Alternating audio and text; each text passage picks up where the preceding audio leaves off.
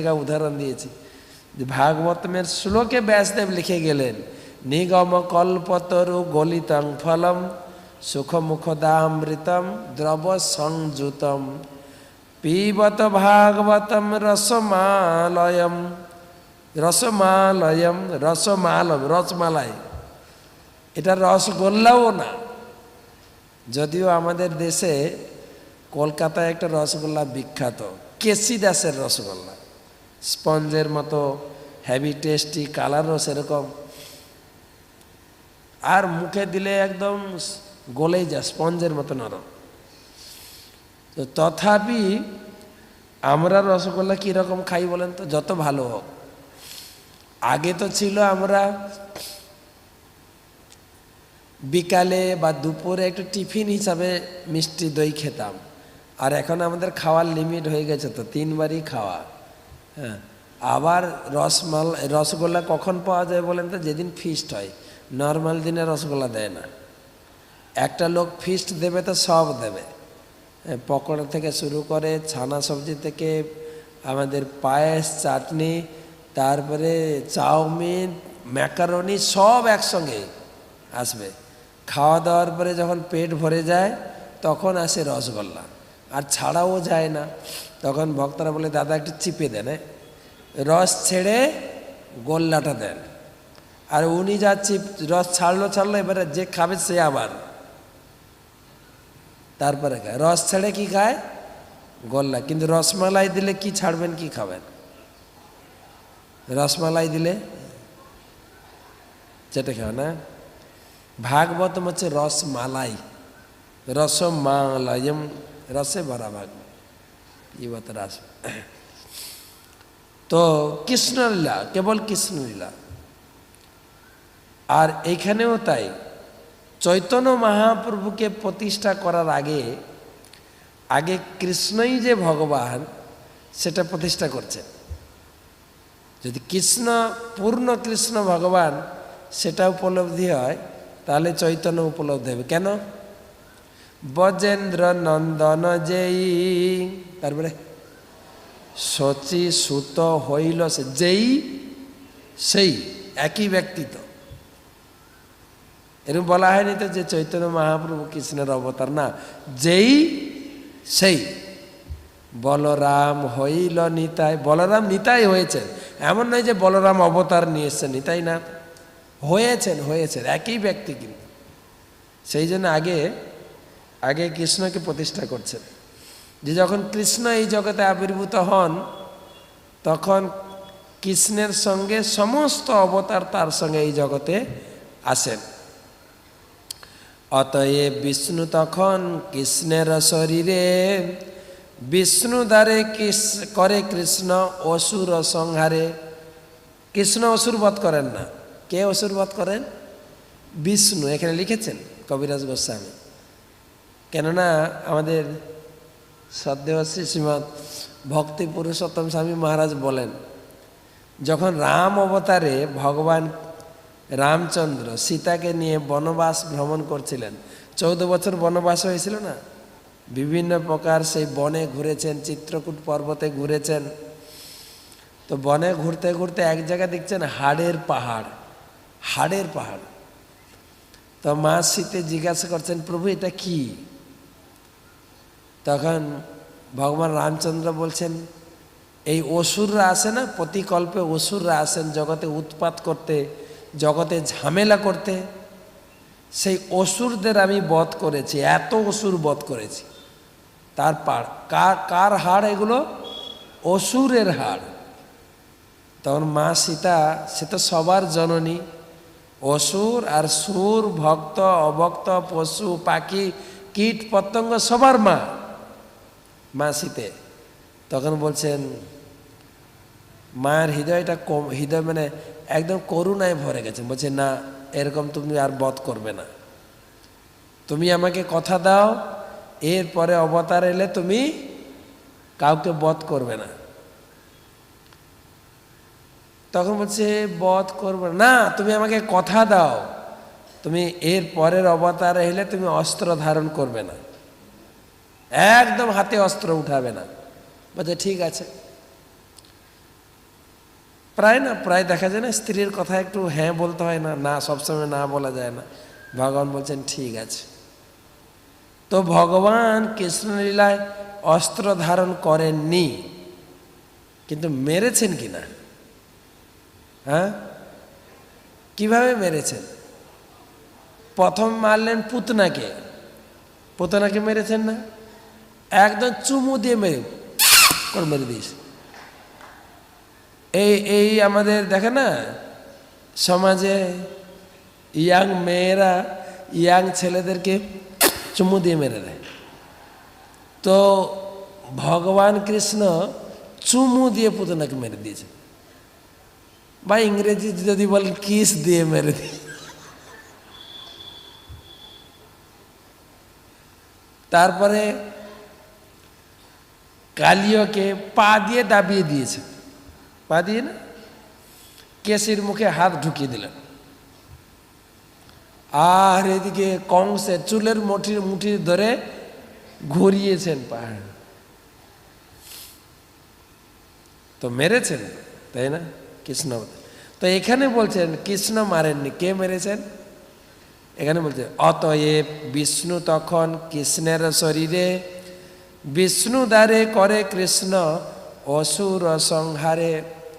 কে মেরেছেন? বিষ্ণু। কৃষ্ণের শরীরে যে বিষ্ণু আছেন সে বধ করেছে। কি তথাপি রাধারানী বললেন আমাকে কথা দিয়েছিলে যে তুমি অস্ত্র ধারণ করবে না, কিন্তু মেরেছে তো, অস্ত্র ধারণ না করলে মেরেছে তো, এবারে কথা দাও এর পরের অবতারে তুমি কাউকে মারো। সেই অবতার আছেন চৈতন্য মহাপ্রভু। কাউকে মারেননি, একজনকে মারতে গিয়েছিলেন প্রথমে নাটকের শুরুতে একজনকে মারতে গিয়েছিলেন, কোথায় সুদর্শন, আমি এখনই বধ করে দেব এই জগাই মাধাইকে।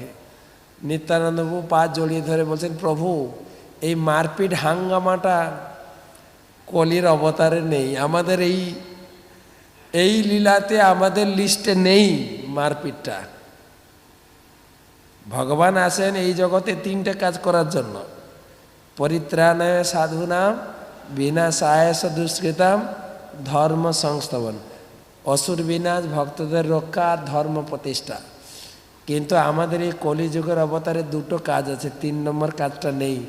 আমরা ভক্তকে রক্ষা করব, ধর্মকে প্রতিষ্ঠা করব, অসুর বিনাশটা আমাদের লিস্টে নেই, এই অবতারে তো করা যাবে। তার মানে কলিযুগে অসুর নাই, তাই তো? কলিযুগে অসুর নাই না। শাস্ত্রের বর্ণনা অনুযায়ী সত্যযুগে অসুররা একটা লোকে বাস করতেন, অসুর লোক আর দেবলোক দুটো আলাদা থাকত। কখনো কখনো অসুররা এসে দেবলোককে দখল করতেন। তারপরে এলো ত্রেতা যুগ, অসুররা আরো কাছাকাছি চলে আসে, অসুররা বাস করত শ্রীলঙ্কায় আর দেবতারা এই ভারতে বাস করত। তারপরে দাপর যুগ, আরো কাছাকাছি, একই পরিবারে কৌরবরা অসুর, পাণ্ডবরা ভক্ত। তারপরে কলিযুগে একই শরীরে আমরাই অসুর, আমরাই ভক্ত। এখন না হয় প্রভুপাদের বই পড়ে বা প্রভুপাদের ভক্তদের সঙ্গ পেয়ে আমরা এখন প্রসাদ খাচ্ছি, প্রসাদ, ঠিক আছে, মালা জপ করছি, আর লোককে আমরা নিন্দা করে তুমি মাছ মাংস খাও, জাহান নামে যায়। বলে যদি তুমি আগে খেয়েছিলে, যে আমরাই অসুর। তাই নিত্যানন্দ প্রভু বললেন কাকে মারবেন? এই জগাই মাধাইকে আপনি আশীর্বাদ করুন, এরাই পরম ভক্তে পরিণত হবে। আমার যদি কোনো পুণ্য থাকে আমি মাধাইকে দিলাম, মাধাইকে উদ্ধার করুন প্রভু। করেছেন না? এই কথা আপনারা মনে করবেন না যে আমি সকালে ঘোষণা করে ধরে নিয়ে এসে আপনাদেরকে অসুর বলছি, না, আমার অসুর বলার অধিকার নেই। কিন্তু গীতাতে 16 অধ্যায় পড়বেন। 16 অধ্যায়ের কি নাম? দৈব গুণ আর অসুর গুণ, দৈবাসুর সম্পদ বিভাজন। মাত্র 24টা শ্লোক আছে, বেশি নেই, একদম আয়নার মতো এরকম আছে। হ্যাঁ, আপনি শুধু দাঁড়াবেন সামনে, আচ্ছা, আমি যেরকম দেখতে আয়নাতে সেরকম দেখবে তো নাকি? না আপনি বলবেন আমি তো এতটা কালো না, আয়নাটা আর ভালো করে মুছে দাও না আয়নাটা, আমি কি এতটা দেখতে খারাপ বলো? আরে আমি যেরকমই দেখতে সেরকমই আয়না আসবে, তাই তো? 16 অধ্যায়টা ওই রকম। ওটাই পড়লে বোঝা যায় যে আমি অসুর না আমি ভক্ত। তা আমরা চাই চৈতন্য মহাপ্রভু এই অসুর গুণাবলীকে শোধন করার জন্য দুটো বস্তু দিয়েছেন। আমি কখনো কখনো পাঠে বলি দুটো সাবান।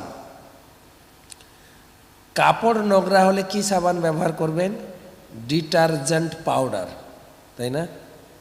যদি আমার শরীর নোংরা হয়, আমি শরীর যদি ধুই কি দিয়ে? বডি সোপ, অনেক রকম আছে, স্যান্ডেলিনা, তারপরে চন্দন সাবান, কাঠের সাবান, ডাব, নারিকেল, লিরিল, লাইফ বয়, বড় বয়, ছোট বয়, কত আছে না? Body soap. কাপড় ধুবো ডিটারজেন্ট সোপ, বডি ধোবো বডি সোপ। বাসন কি করে ধোবো? মাতাজিরা জানে, প্রভুরা তো জানেন, প্রভুরা কোনোদিন বাসনই মাজে না। প্রভুরা মাতাজি জানে কি? ভীমবার। ভীমবার। হৃদয় ধোবো দুটো সাবান দিয়ে, মহাপ্রভু দিয়েছে। আমার হৃদয়ে যত ময়লা আছে সে ধোয়ার জন্য দুটো সাবান দিয়েছেন। একটা হচ্ছে চেত দর্পণ মার্জনম, চেত দর্পণ মার্জনম। মার্জনম মানে বাসন আমরা ধুই না, বাসন আমরা মাজি। মাজি। তাই জপমালা নিয়ে একদম ঐকান্তিক সহকারে মাজার মতো নিষ্ঠা সহকারে হরিনাম করতে হবে। যেই নাম সেই কৃষ্ণ, ভজ নিষ্ঠা করি, নামের সহিত আছেন ভজ নিষ্ঠা করি। নিষ্ঠা আমাদের সব কিছুতে নিষ্ঠা থাকলো, নামে নিষ্ঠা থাকে না। তা আমাদের হৃদয় ধোবন কি করে? একটা আছে হরিনাম যদি নিষ্ঠা ভরে জপমালাটা নিয়ে ভক্ত সঙ্গে বসে যদি জপ করি তবে একটু মাজা ঘষা হবে। আর না হলে জপ মালাটা নিয়ে সারা দুনিয়া মর্নিং ওয়াক করতে করতে যদি চলি, হাতে জপমালা আর আকাশ দিয়ে তাকিয়ে দেখবো আজকে আকাশটা পরিষ্কার আছে, হরে কৃষ্ণ রাম রাম রাম হরে হরে। বৃষ্টি তো অনেক আগে হয়ে গেছে, রাম রাম রাম হরে হরে। এবছর দোলে বৃষ্টি হচ্ছে না, খুব ভালো, রাম রাম রাম রাম। হ্যাঁ, রাম নাম জপ হচ্ছে না তো। চেত দর্পণ মার্জন। আর দ্বিতীয় সাবান হচ্ছে ভাগবতম। ভাগবতম একটা সাবান। শীর্ণথা সকথা কৃষ্ণ পুণ্য শ্রবণ কীর্তন হৃদয়ন্তস্থ অভদ্রাণী বিধুনতি। বিধুনতি মানে ধুয়ে যাবে, বিধৌত হবে, বিধৌত। সুহিত শতাম, তখন হৃদয়টা সুহিত একদম শতাম, একদম আয়নার মতো চকচক করবে, যেখানে ভগবানকে তুমি দেখতে পাবে। তো সেই জন্য বলছেন যে বিষ্ণুই তিনি অসুর বধ করেন, কৃষ্ণ নয়। আনুষঙ্গ কর্ম এই অসুর মারণ, যে লাগি অবতার কহিস মূল কারণ। বলে এতক্ষণ এই অসুর টসুর মারার কথা বললাম না, এগুলো কৃষ্ণের অরিজিনাল কাজ নয়। এগুলো বিষ্ণু বা কৃষ্ণের অন্যান্য অবতার কৃষ্ণের শরীরে থেকে এগুলো করান। তো কৃষ্ণ কিসের জন্য এসেছিলেন? এখন চৈতন্য আসা হবে পরে, এখন চলছে কৃষ্ণ। কৃষ্ণ কিসের জন্য এসেছেন? প্রেম রস নির্যাস করিতে আস্বাদন, রাগ মার্গ ভক্তি লোকে করিতে প্রচারণ। প্রেম, ভক্তের সঙ্গে ভগবানের যে প্রেম, ভক্ত কি প্রেম দিয়ে ভগবানকে ভালোবাসে। ভক্ত আর ভগবানের ভিতরে প্রেম রস আস্বাদন করার জন্য একটা নিজে আস্বাদন করবেন, করেছেন না বৃন্দাবনে? সখাদের সঙ্গে সখ্য রস, গোপীদের সঙ্গে মাধুর্য রস, মা বাবা কাকি জেঠি যারা ছিল তাদের সঙ্গে বাৎসল্য রস আস্বাদন করেছেন একদম পূর্ণ পরিমাণে।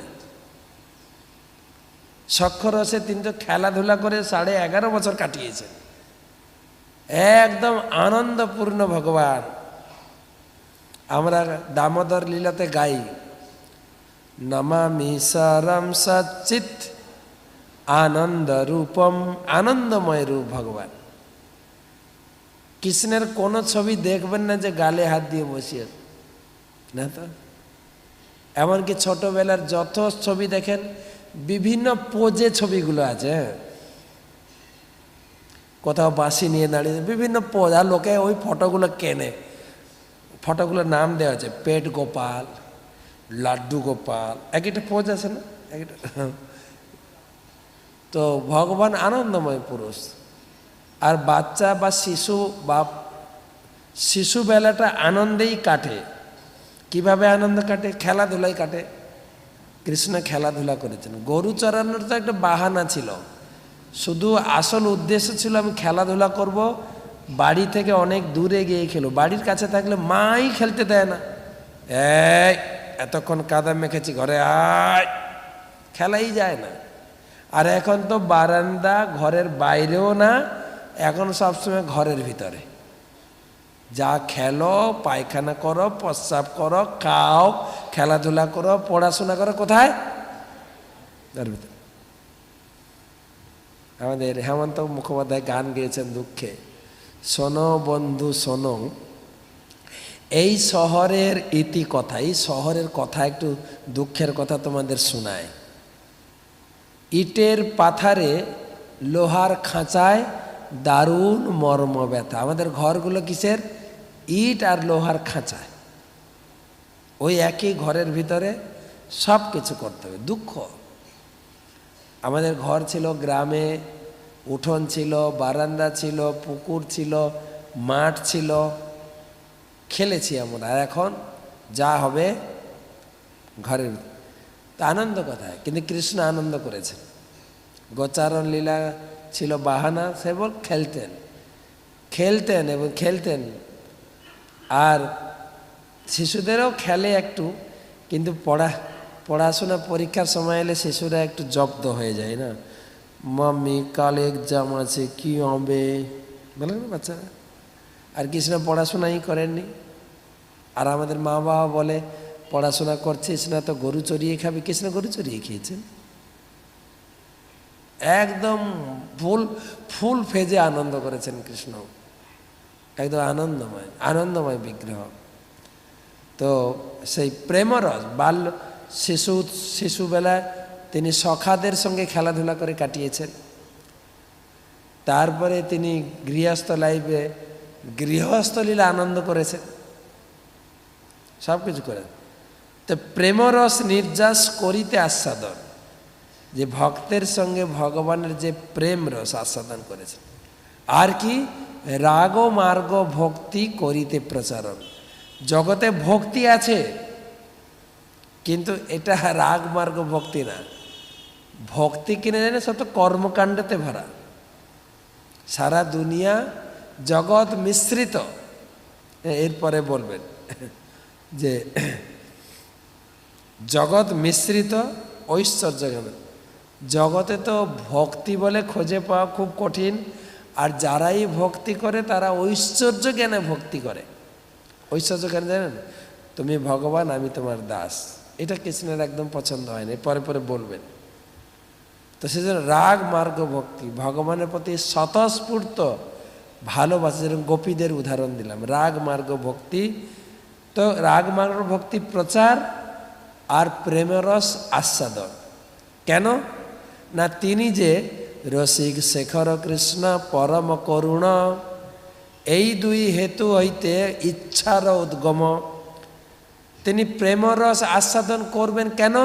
তিনি তো রসিক ব্যক্তিত্ব, তিনি তো রসিক শেখর, তিনি রসময় ব্যক্তি।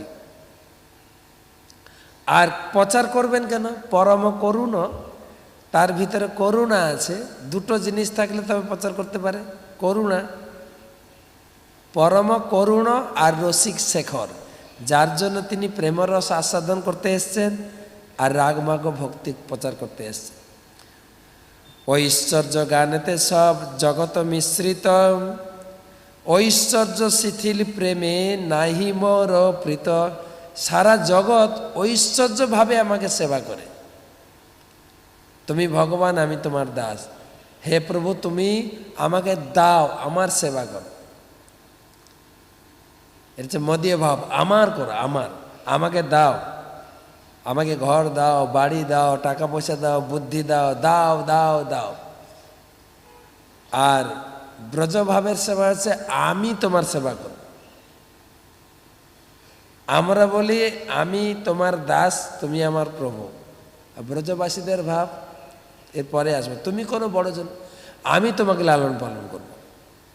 উল্টো, সেটা হচ্ছে রাগমন। তো ঐশ্বর্য শিথিল প্রেমে নাহি মর্পিত। ঐশ্বর্যের দ্বারা এই প্রেম রসটা যখন শিথিল হয়ে যায়, আমার মন খুশি হয় না। যেরকম মা যশোদা, তিনি ভাবতেন এটা আমার ছেলে, আমি তাকে শাসন করব। শাসন করেছেন না? করেছেন কি না? জগন্নাথ দাস বাবুজির নাম শুনেছেন? জগন্নাথ দাস বাবুজি পরিক্রমা করে এলেন নবদ্বীপে, যার ভজন কুটির, উনি বৃন্দাবনে বসে ভজন করছিলেন। হঠাৎ মাথায় উঠলো, এই বৃন্দাবনে আমি থাকবো না, বৃন্দাবনে কোনো বিচার নাই, বিচার নেই। কি বিচার নেই? এই দেখো, এই মা যশোদা কানাই না হয় একটু বদমাশি করেছে, মাখন চুরি করে খেয়েছে, মাখনের বাসন কোসন ভেঙে দিয়েছে, তা বলে এত রাগ মায়ের? হ্যাঁ, তাকে বেঁধে রেখেছে, তাকে পিটিয়েছে, এর কোনো বিচার হলো? আরে সে ভগবান, বিচার হলো?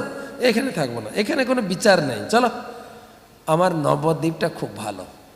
দেখো নিমাই কত উৎপাত করেছে, সচিমা একটুও শাসন করেননি। আমি নবদ্বীপে গিয়ে ভজন করব। ওখান থেকে চলে এলেন নবদ্বীপে। আর আমরা সেই নবদ্বীপের লোক। তো মা সচি খুব ভালো, যত উৎপাত করেছেন নিমাই, মা সচি খুব সহ্য করেছে।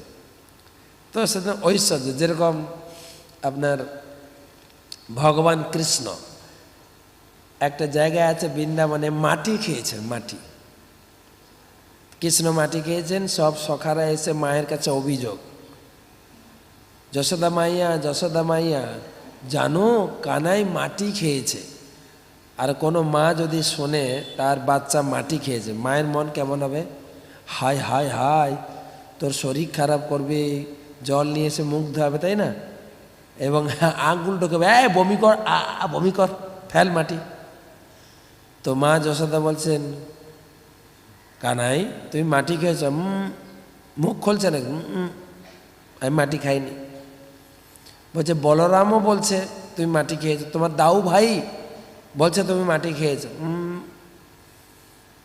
মুখ খুলছে না। আর বাচ্চারা যখন মুখ খোলে না, মায়েরা কি করেন বলেন? যেন ওষুধ নিয়ে এসছেন, ওকে খাওয়াবো, বাচ্চারা জোর করেও মুখ বন্ধ করেন।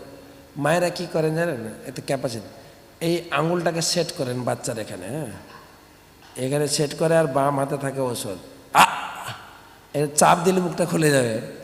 মা যশোদা চাপ দিয়ে মুখ খুলেছে কানাই, আর যেই মুখ খুলেছে, মুখের ভিতরে কি দেখছেন? সারা ব্রহ্মাণ্ড মুখের ভিতরে, সারা ব্রহ্মাণ্ড দেখছেন। আবার কানাই যে মুখ হাঁ করে আছে, মা যশোদা মুখ কোলে নিয়ে কানাইয়ের মুখের ভিতরে মাটি আছে কিনা দেখছেন, ওটাও দেখছেন। আর মা একদম চোখ বড় করে হক্কা বকা, কি দেখছি? তাহলে প্রেম থেকে এসে গেল ঐশ্বর্য। তাহলে আমার ছেলে স্বয়ং ভগবান, তাহলে আমি এত শাসন করছি যে? তো ঐশ্বর্য এসে গেলে প্রেমটা শিথিল হয়ে যায়। সেই জন্য আমার একটা মন ভালো না।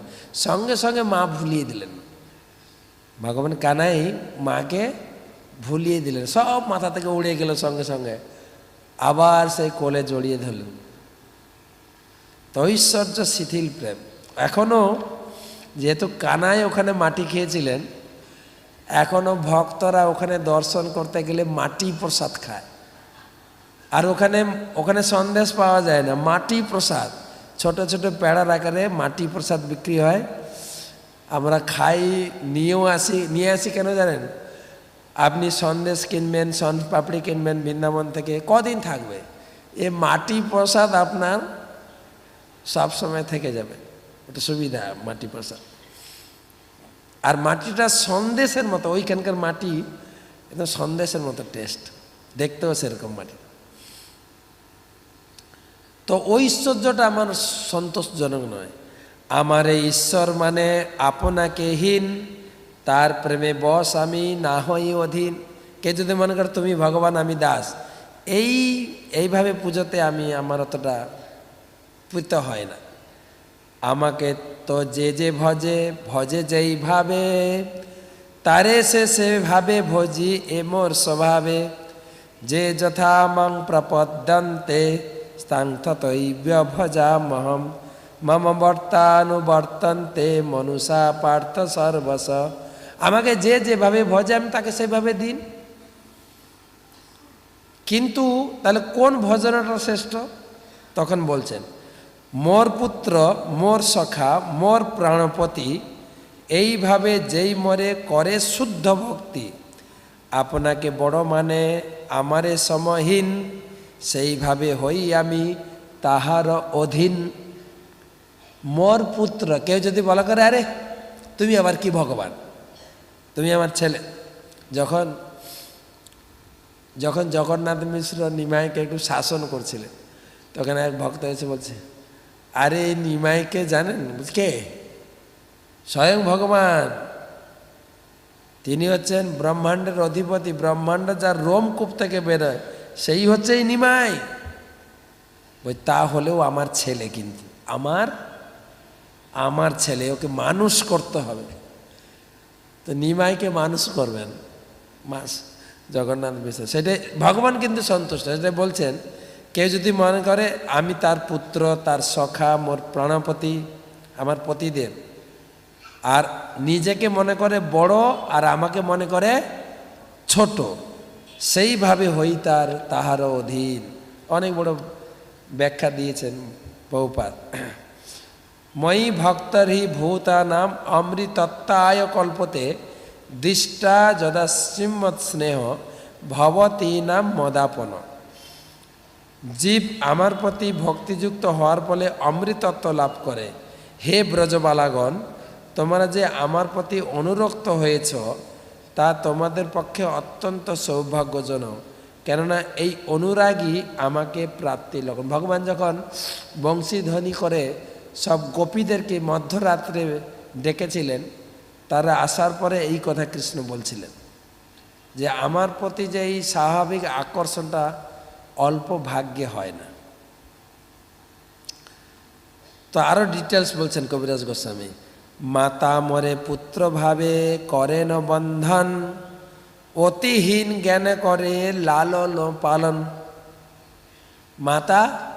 মা যশোদা শাসন করেছেন না? শাসন করেছেন কিনা? মা যশোদা তো শাসন করে 1 ঘন্টা বেঁধে রেখেছিল, আর বৈষ্ণবরা আমরা 1 মাস ধরে বেঁধে রাখি। এখানে থাকো, বেঁধে রেখে আরতি করে, বসো এখানে, বেঁধে রেখে নমামি সারাম সচ্চিদানন্দ রূপম। লোকে চিন্তা করি এবার কি ভগবান কো বেঁধে রেখে আরতি করছে না? কিন্তু ভগবান খুব খুশি। ভগবান বলছেন মাতা মরে পুত্র ভাবে করেন বন্ধন, অতিহীন জ্ঞানে করে লালন পালন। এই ছেলেটা খুব বদমাস, একে একটু শাস্তি দিতে হবে। মা ধরেছিল না? মা ধরেছেন না? মা ছুটতে ছুটতে ছুটতে ছুটতে গোপালকে বাম হাতে ধরেছেন, আর ডান হাতে আছে লাঠি দেখাচ্ছেন, 7 অঙ্ক নেত্র। লাঠি দেখালে কি হয়? বাচ্চাদের চোখগুলো নাচে না? আতঙ্ক হয়ে গেছেন ভগবান কৃষ্ণ। আর বাচ্চারা যদি ভুল করে, আর মায়ের হাতে ধরা খেয়ে গেছে, বাচ্চাদের হাতে কি অস্ত্র? কান্না। বাচ্চারা কারো কাছে কিছু আবদার করুক, কারোর উপর রাগ করুক, কারোর উপর অভিমানও করুক, কি করে? একটাই অস্ত্র ইউজ করে, শুধু খালি বলবেন স্কুল যাবি, জামাটা পরে নে, এই জামাটা পর না, আমি ওই জামাটা আজকে পরবো, এইটা পর বলছি, বলার সাথে সাথে কান্না। ওদের সেটিং থাকে, বুঝলেন? সেটিং। আর যখনই কান্না করবে তখনই জল নামবে।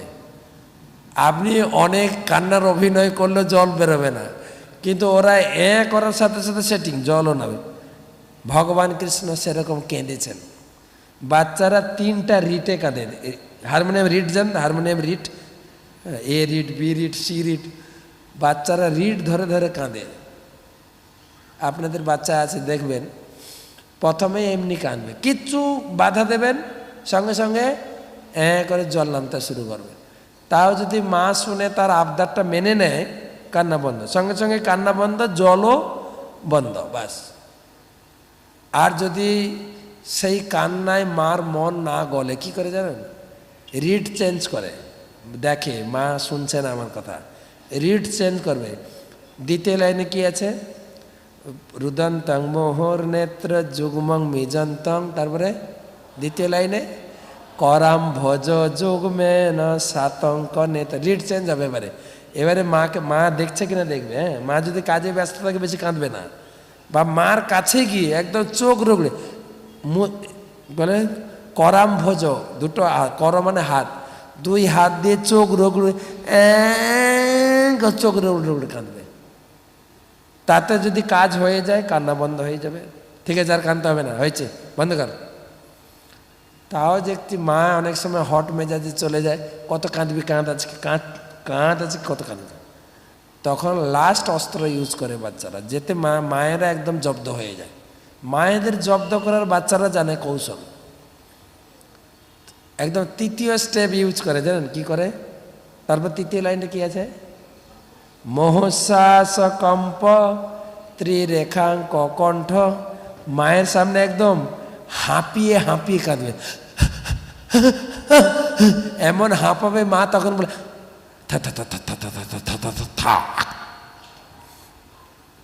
বাচ্চা বুঝে নেবে যে কাজ হয়ে গেছে। তো সেইটাই তো, এইটা করলে মার সঙ্গে বেশ রস আস্বাদন হয়। তা আমাদের আর দুটো শ্লোক পড়ে শেষ করব। সখা শুদ্ধ করে স্কন্ধে, সখা শুদ্ধ সখ্যে করে স্কন্ধে আরোহণ। তুমি কোন বড় লোক, তুমি আমি সব। সখা দুই দলে খেলাধুলা হবে, খেলাধুলা করার পরে সখারাই বলবে, এই কৃষ্ণ তুমি হেরে গেছো। যে হারবে তাকে তার কাঁধে চাপবে। তো কৃষ্ণ হেরে গেছে, সখারা গিয়ে তো আর কাঁধে যাবে, তুমি আবার কোন বড় লোক, তুমি তো খেলা হেরে গেছো, কাঁধে নিয়ে ঘুরো। আর কৃষ্ণ খুব খুশি হতেন, তুমি কোন বড় লোক, তুমি আমি সব। প্রিয়া যদি মান করি করয়ে ভৎসন, বেদস্তুতি হইতে হরে সেই মোর মন। আর গোপীরা, প্রিয়া গোপীরা যখন গালাগালি দেয়, আমাদের ব্রহ্ম সংহিতার থেকে আরো ভালো লাগে কৃষ্ণের। লিখছেন এখানে, বেদ স্তুতি থেকে ভালো লাগে। তো এইগুলো নিয়ে এই শুদ্ধ ভক্ত লইয়া করিম অবতার, করিব বিবিধ বিধ অদ্ভুত বিহার। বৈকুণ্ঠাদে নাহি যে যে লীলার প্রচার, শেষে লীলা করিব যাতে লোকে চমৎকার। তাই সেই পুরো আমার সেই পূর্ণ রস শুদ্ধ ভক্ত, তাদের নিয়ে আমি লীলাবিলাস করব, আমি পূর্ণভাবে এখানে অবতীর্ণ হব। যে কথা বৈকুণ্ঠে প্রকাশ নেই, সেটা আমি এই ব্রজধামে প্রকাশ করব। তো তারপরে আমরা কালকে আলোচনা করব, এখন আমাদের টাইম শেষ। তো এটা আমরা পড়ছি আদিলীলার, চৈতন্য চরিতামৃতের আদিলীলা 4র্থ অধ্যায়। কালকে এই অধ্যায়টা কমপ্লিট করব, কেননা কালকে হচ্ছে 4 তারিখ, যদিও শান্তিপুর আমরা যাব, ক্লাস হবে, যে কজন আসবে আমরা ক্লাস করব। আর পরশু দিন আসবেন শ্রী শ্রীমৎ সুবক স্বামী গুরু মহারাজ 5 তারিখে, আর 6 তারিখে থাকছেন ভক্তি প্রচার পরিব্রাজক স্বামী মহারাজ।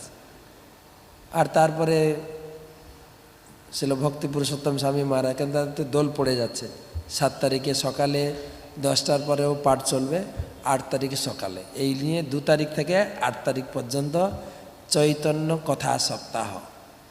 আজকে যজ্ঞ হলো, আমাদের ম্যানেজমেন্ট এবং ফেস্টিভ্যাল কমিটি চাইছেন। আমাদের গীতার যজ্ঞ হয়েছে, ভাগবতমের যজ্ঞ হয়েছে, এই চৈতন্য চরিতামৃত যজ্ঞ এই প্রতিষ্ঠিত হয়ে গেল। দোল পূর্ণিমার সময় চৈতন্য চরিতামৃত ম্যারাথন, চৈতন্য চরিতামৃত যজ্ঞ, চৈতন্য চরিতামৃত কথা সপ্তাহ, কেবল চৈতন্য মহাপ্রভু সম্বন্ধে আমরা শুনব। তো আমাদের শ্রী শ্রীমৎ ভক্তি পুরুষোত্তম স্বামী মহারাজ একটু অসুস্থ বলে আমরা হয়তো বেশি পাবো না, একদিন পাবো।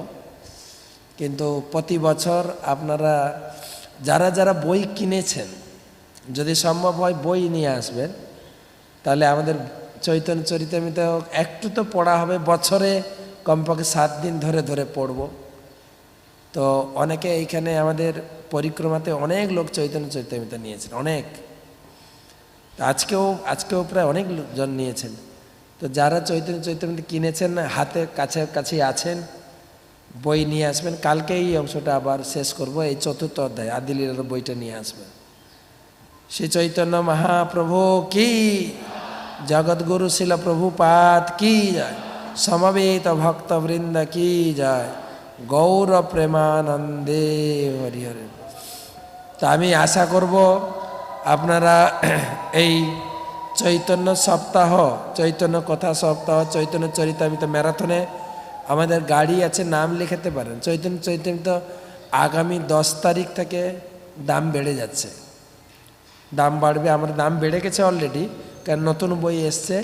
তো আমরা দাম বাড়াইনি এই দোলের জন্য, এই ম্যারাথন করব বলে এখনও ওই দামটা আছে। তবে গিফট বাড়ানো হয়েছে, প্রায় 700 টাকার গিফট সঙ্গে দেওয়া আছে।